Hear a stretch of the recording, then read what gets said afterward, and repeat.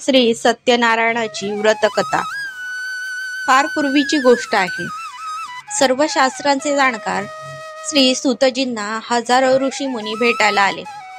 येथे पोचल्यावर सर्व ऋषींनी सूतजींना नमस्कार केला आणि विचारले, हे परमपिता, कलियुगात देवाच्या भक्तीसाठी मानवाला काय करावे लागेल? कलियुगात त्यांना मोक्ष कसा मिळेल? अरे देवा, कृपया काही तपश्चर्या सांगा, जी केल्याने मनाची इच्छा पूर्ण होईल आणि पुण्य प्राप्त होईल.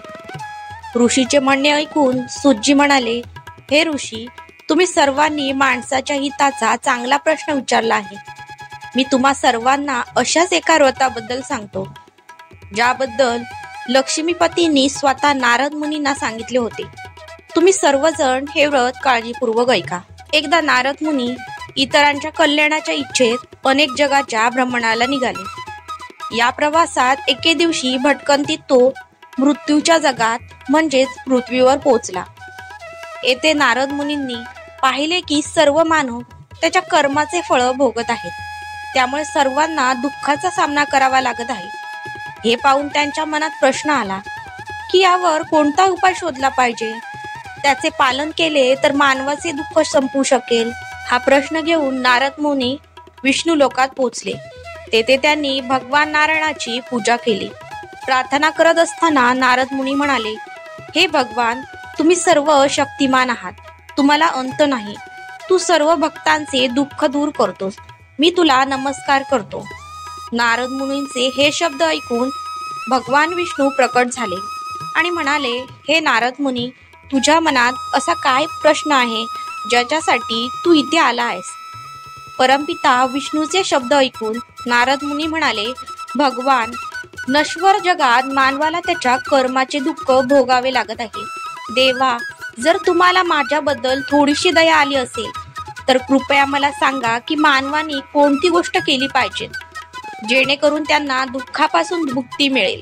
भगवान विष्णूंनी उत्तर दिले, हे ऋषी, तुम्ही मानवजातीच्या कल्याणासाठी चांगला प्रश्न विचारला आहे.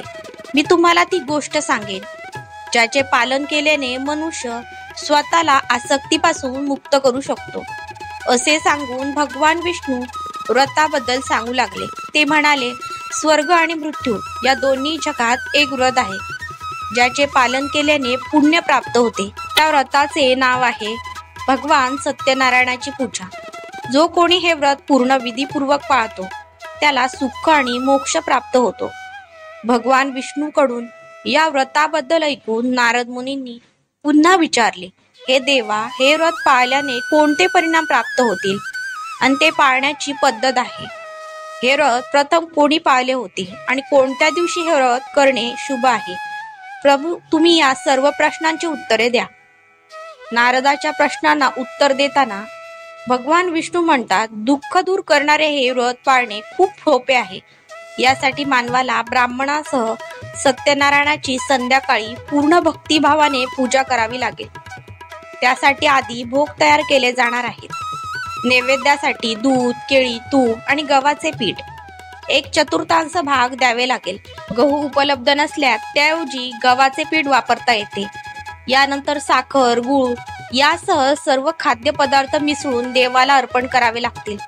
व्रत पाळणाऱ्या व्यक्तीला भजन आणि कीर्तनाचे आयोजन करावे लागेल. भक्तीत तल्लीन होऊन सत्यनारायणाची पूजा करावी लागते. यानंतर व्रत करणाऱ्या व्यक्तीने ब्राह्मणांना व कुटुंबातील सर्व सदस्यांना अन्नदान करावे. यानंतर उपवास करणारी व्यक्ती स्वतःचे अन्न खाईल. अशा प्रकारे भगवान सत्यनारायणाची पूर्ण विधीपूर्वक पूजा केल्याने मानवाची प्रत्येक इच्छा पूर्ण होऊ शकते. तसेच कलियुगात मोक्ष मिळवण्याचा हा एकमेव मार्ग आहे. अशा प्रकारे श्री सत्यनारायण कथेचा पहिला अध्याय पूर्ण होतो.